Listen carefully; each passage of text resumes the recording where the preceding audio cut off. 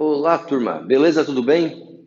Então, dando sequência aos estudos de ótica, nós já conversamos sobre os princípios básicos lá da ótica, falamos já sobre a parte de reflexão, tratando dos espelhos, e hoje o estudo é a refração da luz. Bom, para quem não está lembrado, a refração da luz ocorre quando um raio luminoso incide na superfície de separação entre dois meios e passa para o outro meio. Ou seja, a refração da luz é quando a luz muda de meio. E quando a luz muda de meio, pessoal, ela também muda de velocidade. Por quê? Porque a velocidade da luz é uma característica de cada meio. Então, se mudar o meio, vai mudar também a velocidade, certo? Para medir essa mudança de velocidade, nós temos um número. Esse número se chama índice de refração. Ele mede a capacidade de um meio de reduzir a velocidade da luz. Ou seja, quanto maior o índice de refração, mais devagar a luz se propaga, certo? Quando um meio tem um índice de refração grande, a gente diz que ele é muito refringente. Então, o que quer dizer refringente? Reduz muito a velocidade da luz. A luz custa a conseguir passar por aquele meio. O índice de refração ele pode ser de dois tipos. O mais importante e mais comum é o índice de refração absoluto. Ele vai medir, pessoal, quantas vezes aquele meio reduz a velocidade da luz em relação ao vácuo. Isso quer dizer o quê? Que se o índice de refração for 2, é porque naquele meio a luz está 2 vezes mais devagar do que no vácuo. Se for 3, é porque naquele meio a luz está 3 vezes mais devagar do que no vácuo. Como é que eu calculo esse cara? Ó? O índice de refração do meio A, então esse N, é justamente o índice de refração, nesse caso, ó, de um meio A, vai ser, galera, C, lembram o que é C minúsculo? É a velocidade da luz no vácuo, né? A velocidade da luz no vácuo. E esse valor a gente sabe quanto é. É 3 vezes 10 na 8 metros por segundo. É o maior valor possível, né? Dividido por VA. O que é VA? É a velocidade da luz no meio A. Então, o índice de refração de um meio, o índice de refração absoluto de um meio é a velocidade da luz no vácuo, que a gente sabe quanto é, dividido pela velocidade da luz naquele meio. E aí, reparem, né? Ó, se a velocidade da luz for menor, o índice de refração é maior. Se a velocidade da luz no meio A for menor, o índice de refração do meio A é maior.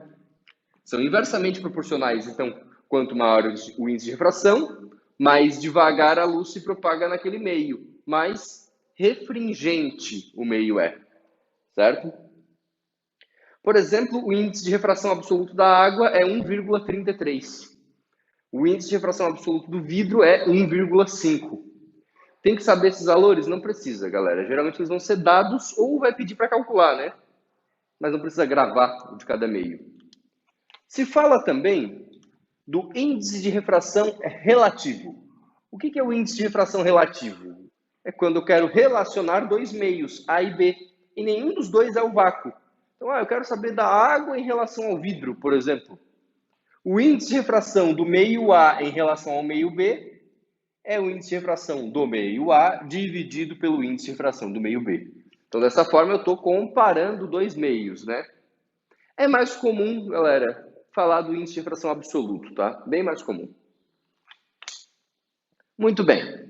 Sabendo agora o que é o índice de refração, o que ele mede, né? Ele mede o quanto a velocidade da luz diminui quando passa de um meio para o outro. A gente pode conversar sobre as leis da refração. E a primeira lei, ela é exatamente igual à primeira lei da reflexão.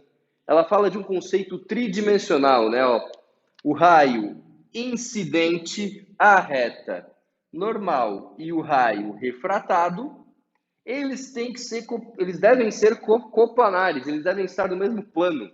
Isso quer dizer que quando o raio incide, galera, ele não pode sair desse plano de incidência para cá, assim, ó, ele tem que continuar naquele mesmo plano.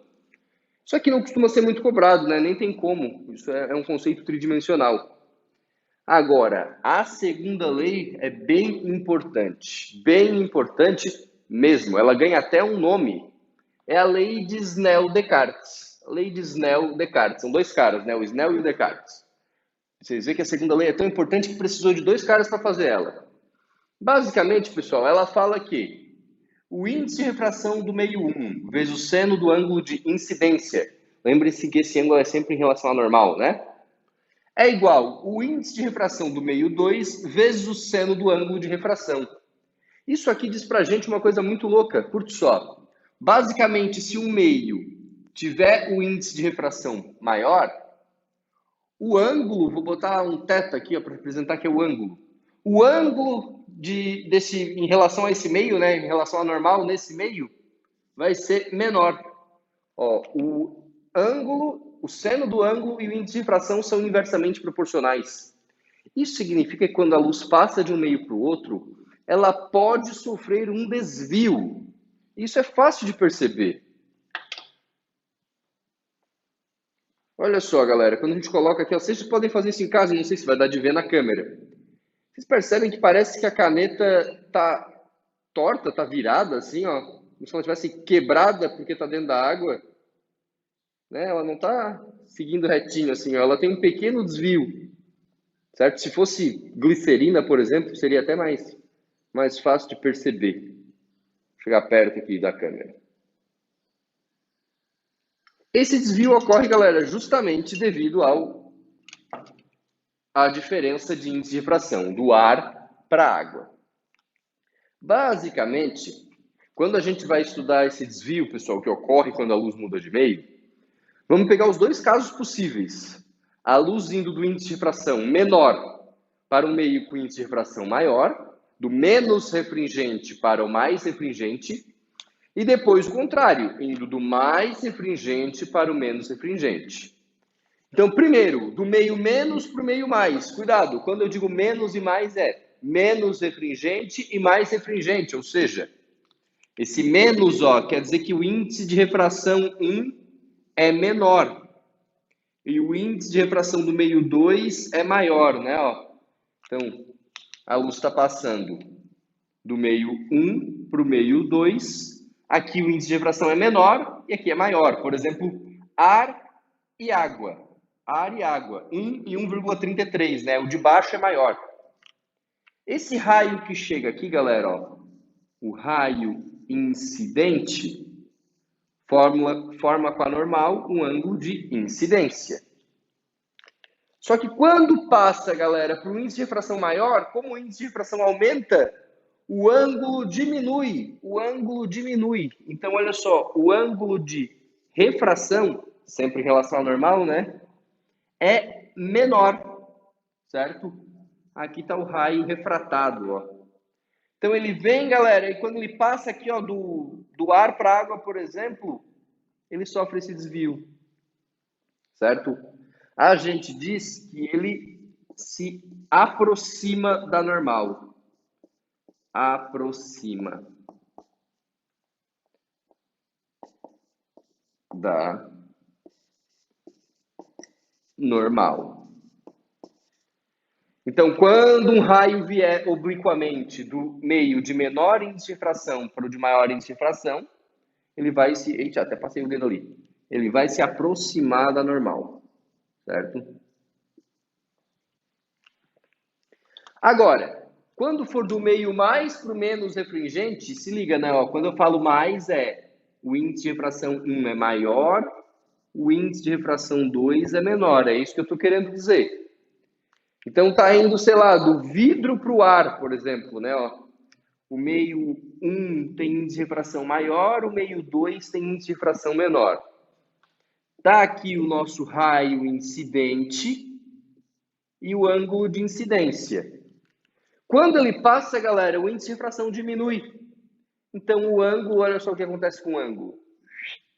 Ele aumenta. O raio refratado se afasta da normal. Afasta da normal. Certo? Tem um macetezinho que os professores costumam dizer que é assim, olha só. Quando vai do menos para o mais, aproxima, né? Ó, menos para o mais. Pobre ficou rico. Aí a galera se aproxima. Pobre ficou rico, todo mundo se aproxima de ti, né? Agora, o rico ficou pobre, ó, mais para o menos, aí afasta. Vai embora. Certo? Pobre ficou rico, aproxima. Rico ficou pobre, afasta. Sempre em relação à reta normal. João, tem algum caso que não desvia? Tem um caso especial, galera. Tanto faz qual é o meio, não desvia. Qual é o caso? É esse caso aqui, ó.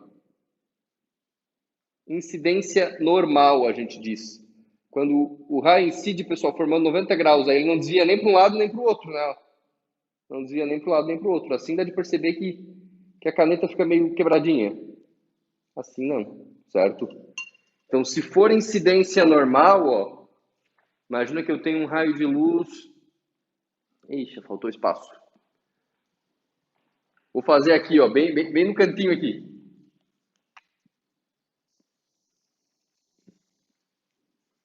Se eu tiver, tá aqui a normal. Tanto faz se é do mais para o menos ou do menos para o mais. Se o raio incide assim, ó, em cima da normal, ele não desvia, certo? Ele passa reto sem desviar. Então, né, nesse tipo de incidência não desvia. Mas muda a velocidade. Tem bastante questão que cobra isso. Sempre que ocorre refração, o raio desvia? Não. Tem um caso que ele não desvia. Sempre que ocorre refração, muda a velocidade? Sim. Sempre muda a velocidade. Porque se mudou o índice de fração, vai mudar a velocidade obrigatoriamente. Beleza, galera? Então, ó, em resumo, quando a luz muda de meio, ela muda de velocidade. Para medir essa mudança de velocidade, a gente tem o índice de refração. Ele é uma característica de cada meio que mede o quanto que aquele meio dificulta a passagem da luz. Ou seja, se o índice de refração for maior, a velocidade da luz é menor, certo? A gente diz que esse meio é mais refringente. Bom, quando a luz sofre refração, ela também pode sofrer um desvio. Como é que a gente mede esse desvio? Com a lei de Snell. Sempre que ela for do meio menos para o mais refringente, ela aproxima da normal. Do mais para o menos refringente, ela se afasta da normal. Só existe um caso que ela não desvia, quando a incidência está em cima da reta normal. Aí não desvia. Espero que tenham compreendido, pessoal. Bons estudos e até mais.